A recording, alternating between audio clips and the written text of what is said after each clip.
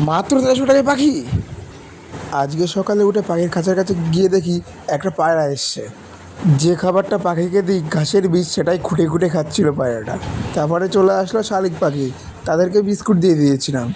কারা তোমাদের বাড়ি শালিক পাখি আসলে বিস্কুট খেতে দাও বা মুড়ি খেতে দাও, কমেন্টে বলো। একটা দাদা বাড়ি গিয়েছিলাম, এই দাদা একটা পাখি বিক্রি করবে।